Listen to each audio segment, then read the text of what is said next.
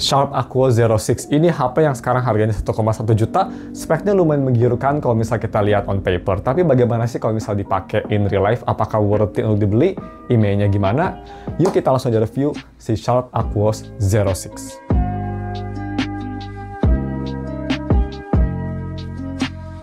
Halo guys, nama gue Stam dari StaffTech dan mari kita langsung aja review si Sharp Aquos Zero 6. Langsung yang pertama kita bahas bagaimana untuk harga dan speknya. Harga sendiri gue beli ada di harga segini, yes, hanya 1,1 juta, 8GB RAM, 128GB internal storage, dan ada ekspansi juga. Kalau misalkan yang mau beli HP ini atau ingin wallpaper March 7, gue udah taruh semua linknya ada di deskripsi.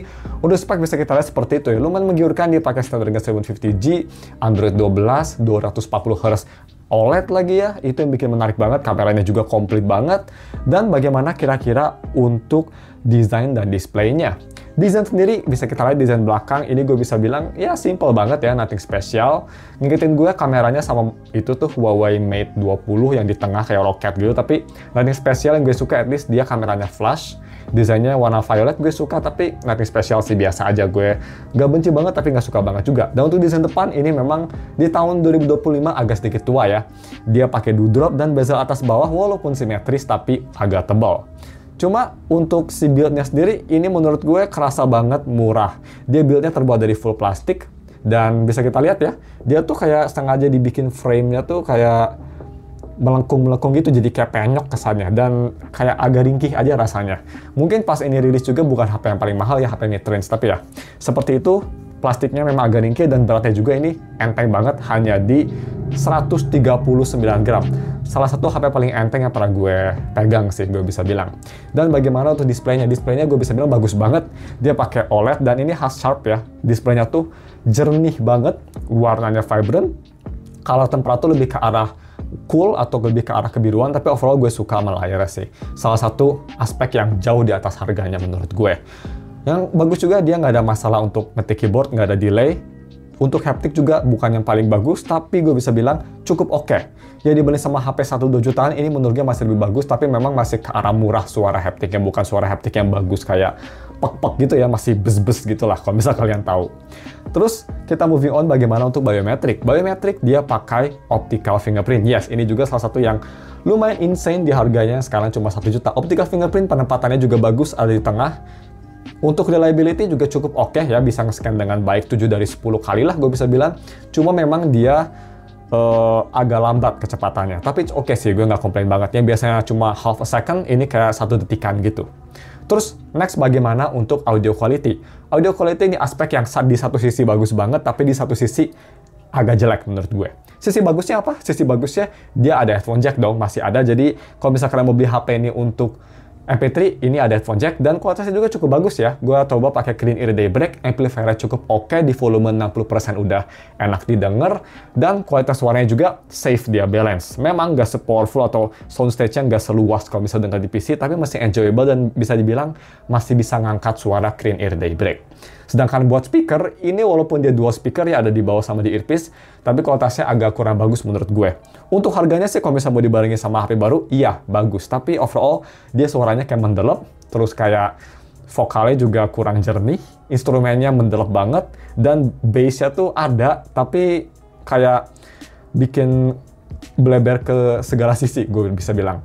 Full volume ini bisa keras enggaknya, nggak sama sekali juga.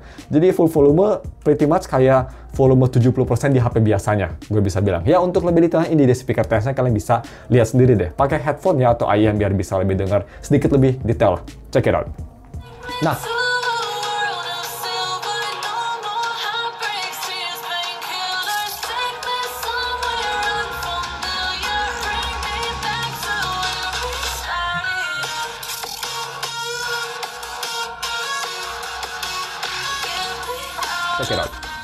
nah, terus bagaimana untuk si kamera quality? Kamera quality, kamera belakang dia pakai setup triple kamera, main kamera 48 megapiksel, dan kamera kedua ketiga itu ultrawide sama telephoto 2x sama-sama ada di 8 megapiksel, nge-record 4K 30. Kamera depan dia ada di 12 megapiksel dan bisa nge-record di 1080p aja sayangnya. So, bagaimana untuk kualitas kameranya sendiri? Bisa kita lihat ya, kamera ketiga telephoto main sama ultrawide sih punya temperatur warna yang sama, itu gue matiin AI mode-nya biar lebih true. Gambar overall kayak HP 2 jutaan zaman sekarang sih. Jadi yang agak kurang, gue bisa bilang kurang hidup warnanya, agak sedikit pudar. Cuma overall untuk kayak detail sih masih oke. Dan dynamic range juga oke lah gitu. Exposure juga cukup oke, kontras juga decent. Untuk harganya sih, gue sih nggak komplain banyak, apalagi kita udah dapat 3 lensa, udah cukup komplit ya. Bisa kita lihat tuh seperti itu. Untuk selfie juga cukup oke, gambarnya bagus. Again, sama, dia punya masalah yang sama, agak sedikit kurang hidup warnanya, tapi overall oke. Foto di belakang cahaya pun masih bisa ditangkap dengan baik menurut gue. Sedangkan untuk video recording, dia bisa nge-record sampai resolusi 4K 30 di kamera belakang. Dan untuk sampelnya, ini dia. Kalian bisa lihat sendiri, bisa perhatikan untuk mikrofonnya, karena untuk di harganya, menurut gue mikrofon kualitinya lumayan bagus. Check it out. Oke guys, ini dia video recording pakai resolusi 4K 30 fps, dan yang gue rasa mikrofon di Sharp Aquos Zero 6 lumayan bagus ya. Ada stabilisasi juga, dan kualitas sih kalau di luar not bad lah. Untuk harga 1 juta, it's actually not bad, pretty good malah. Zoom maksimal dia sampai 8 kali, tapi ya nggak bisa pakai lensa telefoto sayangnya. Dan ya seperti ini, langsung kita moving on. Check it out. So, moving on ke gaming performance, dan seperti biasa kalau misalnya kalian mau lihat lebih detail gaming performance-nya, gue udah upload 2 hari yang lalu di channel ketiga gue untuk gaming test Bua dan Zelazone Zero lebih detail. Di sini kita bakal summary aja, gue tes main Wuthering Wave, bisa kita lihat itu di settingan semua rata kiri. Overall, in summary, kalau buat main combat gitu lagi berantem, FPS memang agak kurang bagus ya. Cepet banget trauma throttling, bisa sampai 50% lebih FPS-nya turun, yang agak jelek menurut gue. 4 menit main, trauma throttling, even di low setting, dan FPS-nya tuh kira-kira sekitar 9-10. Kalau misal combat open world, kalau Whimpering Waves itu bisa sampai kayak 6 FPS gitu. Jadi ya, tapi untuk open world ini lumayan nyaman menurut gue sih, FPS di sekitar paling buruk 15, paling bagus 30-an, masih oke lah gitu. Tapi ya HP 1 jutaan memang akurat lah performance-nya untuk gaming seperti itu. Jadi ya, untuk gaming sih mending main game yang enteng aja menurut gue. Terus bagaimana untuk UI experience? UI dia pakai stok Android. Sharp biasanya nggak ada gimmick-gimmick, pakai stok Android, dan untuk Android versionnya sayangnya ini masih di Android 12. Untuk email juga ini agak sayang, dia emailnya bukan rewrite, dia emailnya gampang keblok, tidak permanen, jadi sekitar mungkin 3 bulanan bisa keblok atau even earlier ya. Dan untuk day-to-day performance gimana? Ini salah satu aspek paling oke di HP ini. Day-to-day performance di HP ini sama kayak HP 3-4 jutaan yang baru. Yes, smooth banget, bisa kita lihat itu di biro ya. Launcher aplikasi relatif cepat gitu, terus navigasi OS pakai 120Hz atau 240Hz displaynya juga smooth banget gitu ya. Dan buka tutup aplikasi, navigasi, gestur, multitasking kerasa enak gitu. Cuma memang kalau misalnya udah mulai trauma throttling, kalau day to day sih nggak bakal trauma throttling, tapi kalau misalnya kalian kayak download aplikasi gitu di background, terus kalian split apps gitu, bakal trauma throttling, dan itu bakal nurunin performance-nya lumayan signifikan sama kayak game performance-nya. Tapi overall sih, ini UI-nya udah sangat di atas rata-rata. Di harga 1,1 juta, ini menurut gue kenceng banget, smooth banget, bagus lah.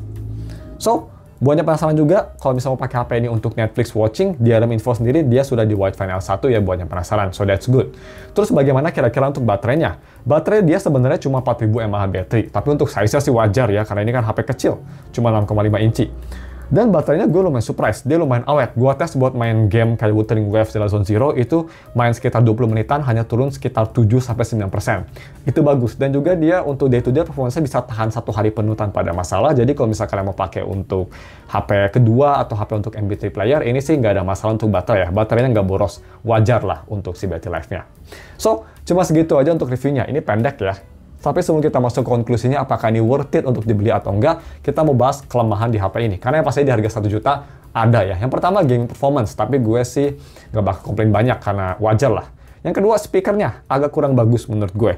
Dan yang ketiga yaitu dari softwarenya hanya di Android 12. Yes, masih bisa bertahan lah. Kalau misalkan nanya, Android 12 masih bisa dipakai sampai 2-3 tahunan tanpa ada masalah. Tapi ya kalau at least di Android 13 atau 14 mungkin lebih future proof.